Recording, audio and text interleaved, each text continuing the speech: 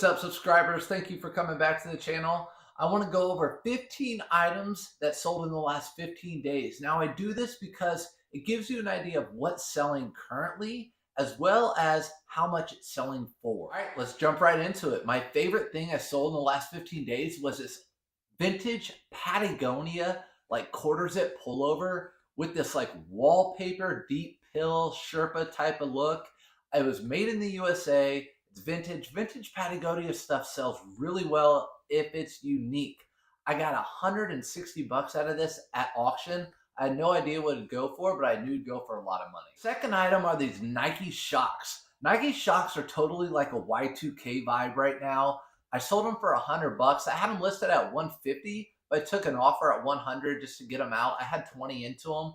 But Shox I look out for all the time, especially if the tread on the bottom is really good. Three on the list is this military navy like pea coat.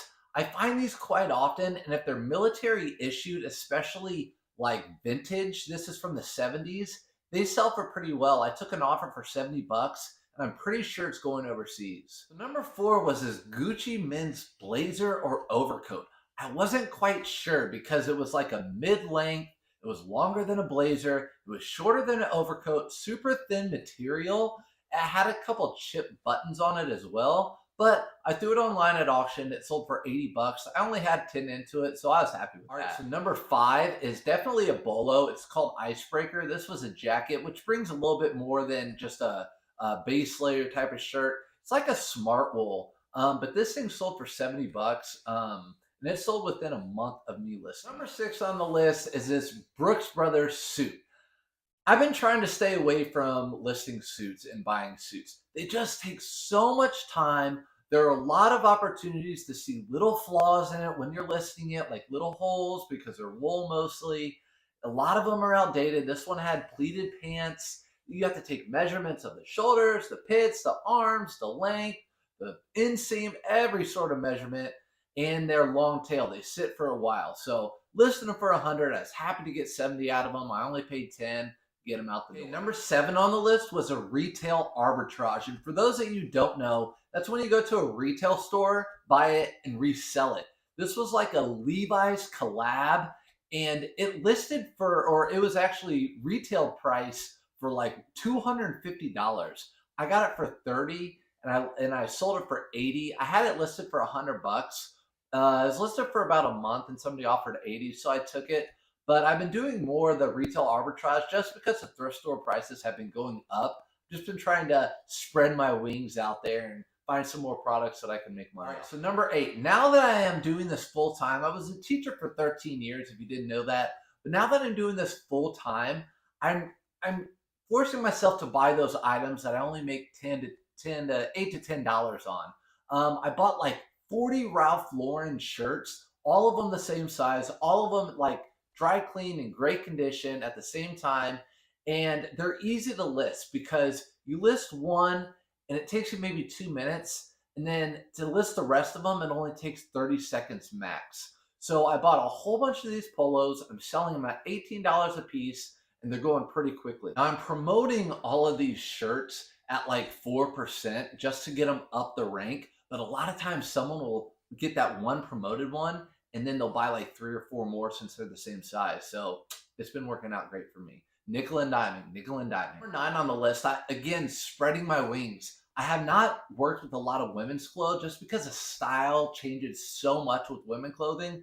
Like men, they'll wear an Under Armour polo shirt for 10 or 12 years. Women's style changes for me, I feel like every season. But this was a Free People dress, and I know Free People has kind of diluted and the price has gone down, but this thing was embroidered, it was long, it just has so much going for it. For 7 bucks, I'm like, you know what, I'm gonna get it, throw it up on auction. It sold for over 70 bucks, so I was super happy with this. Number 10 is a bolo brand. A lot of you probably know it by now. It's Robach. It's been around for about 2 or 3 years. It's a golfing brand. With golf, it's like, I found that brands like this, like Travis Mathew, they come in, they're hot for like 3 to 5 years, and then they go out. So Travis Mathew's on the way out, and this is like a brand that's on the way in. And I'd imagine this brand would be on the way out here in about 3 or 4 years. It's just how the cycle goes. The staples like Nike and Under Armour, Adidas stay, they bring less. The brands like this, they're hot for a little while and then they go. This even had like a Corona beer patch on the side of it. It sold for 70 bucks. Every time I find it, I don't care if it has a patch on it, golf course logo, whatever, I pick it up. So number 11 on the list were these On Cloud women's shoes. The tread was really good on them, and on Cloud, I've been looking at tread a lot because I feel like they're bringing a little bit less and less every month or a few months as time goes on. Just guessing because so many people have bought them over the past year or so, and now they're donating them. But I took an offer at 62 bucks. They were in great shape and still a brand I look for and I'll buy at the right price, especially if they're in good condition. Number 12, I live in the racing capital of the world, or maybe the country, I don't know, but we have a lot of racing teams headquartered out of where I live. So I find these like pit crew jerseys quite a bit. Whenever I do, I just list them for like 25 or 30 bucks. And they sell pretty quick. This person bought 2 of them from me. So I just lotted them up and combined the shipping, shipped it to them for like 55 bucks. If you've been following some of my TikToks or some of my shorts, these Le Mans shoes at number 13, I found, I don't know, maybe a couple months ago. Never seen anything like them. They were the mystery shoes. I had them, threw them up for 100 bucks. Someone ended up offering me $50 for them. I think I paid like 7 or 10 bucks, something like that. Happy to get rid of them. Again, shoes, I only like getting them if they're clean. I don't have to spend a lot of time. So by now, all of you know the market is flooded with Nike. Some of it sells really well. Some of it doesn't bring a whole lot. Most of it's just kind of in the middle there. But at the right price, I'll buy it. This particular one, number 14, is a Tiger Woods polo. And it was new with tags, but more uniquely, they call it his Sunday golf shirt because during his tournaments, especially the Masters, he'll wear the mock neck red polo shirt, especially his brand.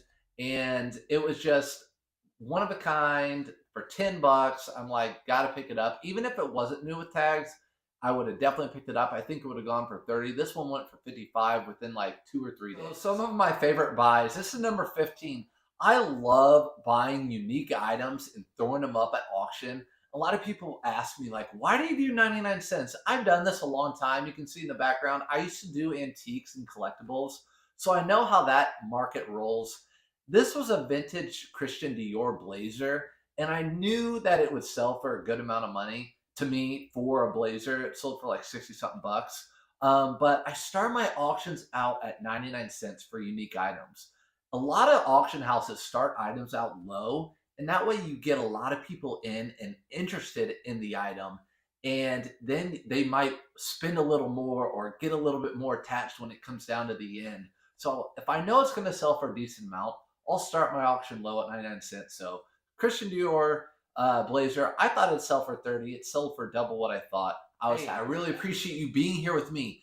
My videos are short and sweet. That's how I operate. When I go into a thrift store, I like to be in and out as quick as I can. When I watch content, I like to watch it quickly and get as much information as I can in as little amount of time as possible. So that's what I want to make for you guys. If you like this type of stuff, subscribe. I really appreciate it. I'll see you in the next one.